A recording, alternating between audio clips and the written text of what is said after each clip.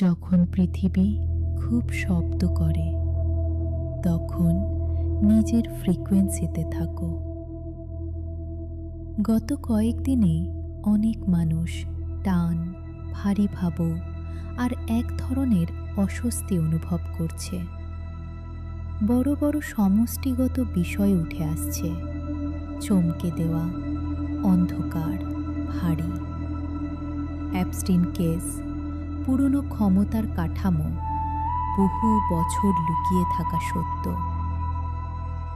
হঠাৎ মনে হচ্ছে যেন পৃথিবী আরও নিচে নামছে, যেন ফ্রিকোয়েন্সি কমে যাচ্ছে। কিন্তু সত্যটা অন্যরকম।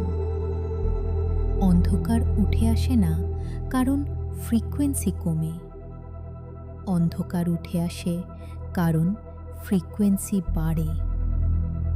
যখন আলো শক্তিশালী হয়, ছায়া দৃশ্যমান হয়।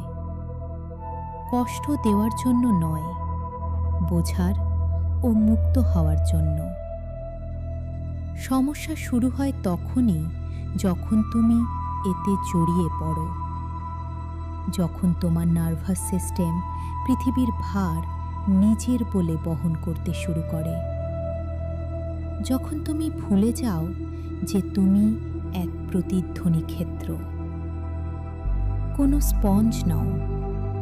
সমষ্টিগত কষ্টের সাথে অতিরিক্তভাবে যুক্ত হলে কি হয়? তোমার ফোকাস হারিয়ে যায়, তোমার সিস্টেম সতর্ক অবস্থায় যায়, শরীর শক্তি ভেতরে টেনে নেয়, হৃদয় একটু বন্ধ হয়ে যায়, তোমার ফ্রিকোয়েন্সি ছোট হয়ে যায়।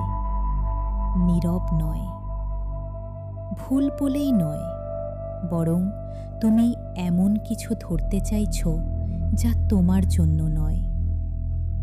তার বদলে তুমি যা করতে পারো, শ্বাস নাও, শরীরকে অনুভব করো। মনে রাখো, তুমি পৃথিবীর পাত্র নও, তুমি ফ্রিকোয়েন্সির বাহক। পৃথিবীকে তার ছায়া দেখাতে দাও, কিন্তু সেগুলোকে নিজের করো না। জানতে থাকো, কিন্তু নিজেকে হারিও না। শব্দের মাঝেও নিজের সিস্টেমকে নিরপেক্ষ থাকতে দাও। গভীরতা আসে না টান বা চাপ থেকে, গভীরতা আসে স্বচ্ছতা থেকে। সবচেয়ে গুরুত্বপূর্ণ বাক্য, তুমি পৃথিবীর কষ্ট বহন করে তাকে সাহায্য করো না, তুমি পৃথিবীকে সাহায্য করো নিজের ফ্রিকোয়েন্সিতে স্থির থেকে। তুমি স্থির থাকলে কিছুই তোমাকে নিচে নামাতে পারে না। তুমি উপস্থিত থাকলে কোনো ছায়াই তোমাকে গ্রাস করতে পারে না।